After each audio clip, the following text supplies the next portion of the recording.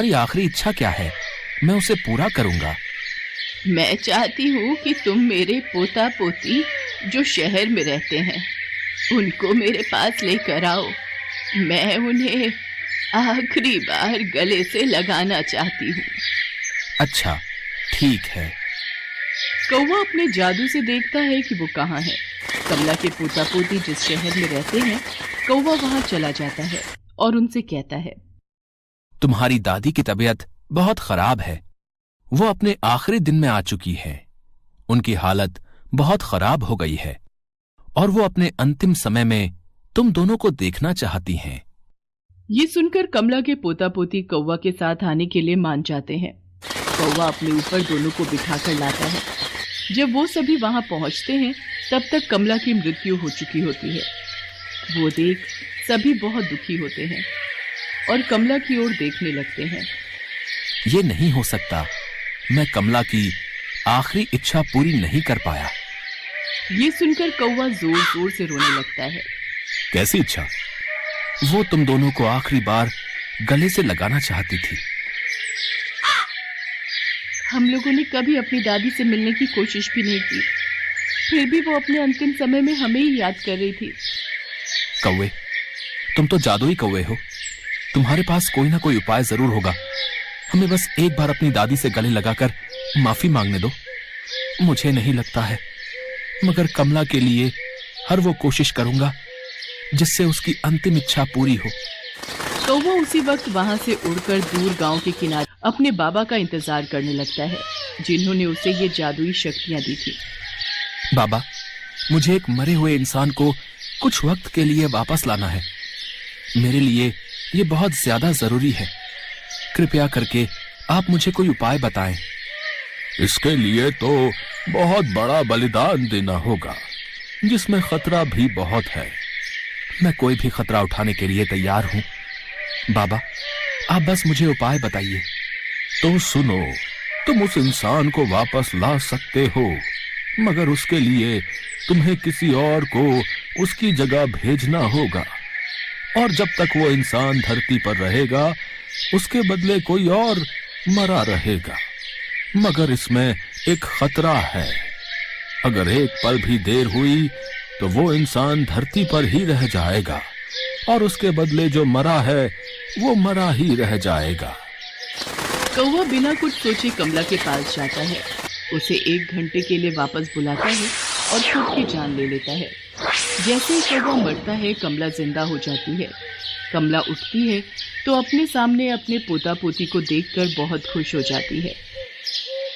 बच्चों, तुम दोनों को मैंने बहुत याद किया। दिन रात बस तुम दोनों के बारे में सोचती थी। हाँ दादी, हमें माफ कर दीजिए।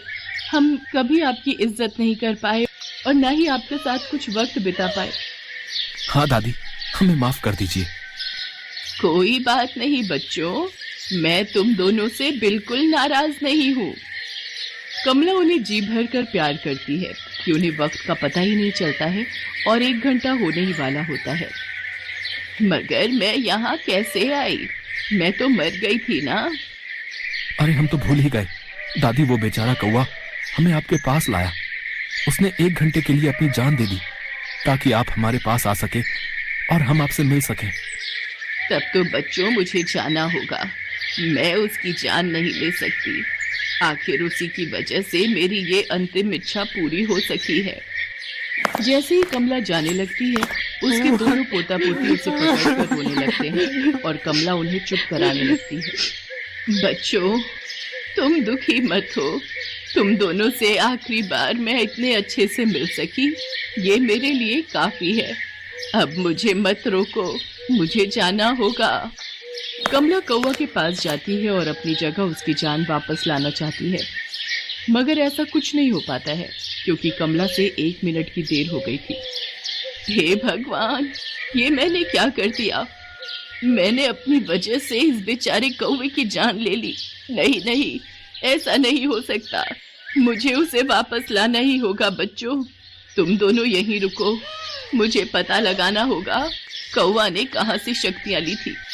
अब उसकी जान वापस लानी होगी। दादी, मैंने उसे गांव के किनारे जाते हुए देखा था। G85 5G इस प्राइस सेगमेंट में सबसे अच्छा फीचर रिच फोन है with incredible features. कमला वहां से जाती है और कौवा कहकर पुकारने लगती है। तभी वो बाबा आ जाते हैं। कौवा, कौवा। क्या हुआ तुम्हें? तुम कौवे को क्यों बुला रही हो? कमला बाबा को सारी बातें बताती है। मैंने उससे कहा था कि इसमें बहुत खतरा है, जरा सी लापरवाही और जीवन की कुर्बानी। मुझे माफ कर दीजिए बाबा, मैं अपने पोता पोती को देखकर भावुक हो गई थी। मुझे वक्त का पता ही नहीं चला। कोई तो उपाय होगा जिससे मैं उसे वापस बुला सकूं। एक ही तरीका है, तुम्हें अगले 5 जन्म तक कौवे के रूप में ही जन्म लेना होगा और साथ ही साथ अभी तुम्हें अपने पोता पोती के साथ जाकर उस कौवे को काले बादल से आजाद कराना होगा। तब जाकर तुम उसकी जगह ले सकती हो और उसे वापस बुला सकती हो। ठीक है बाबा, मुझे मंजूर है, मगर मैं उस काले बादल को उसके पीछे से भगाऊंगी कैसे? ये लो, इस त्रिशूल से तुम्हें उस राक्षस को मारना है और वो यहाँ से गायब हो जाएगा। कमला ने बड़ी हिम्मत करके अपने पोता पोती को साथ लेकर उस राक्षस को मार दिया और फिर कौवे के पास जाकर उससे कहती है, मैंने उस राक्षस को मार दिया है, तुम अब वापस आ सकते हो। इतना कहते ही कमला कौवे की जगह चली जाती है और वो जादुई कौवा धरती पर वापस आ जाता है।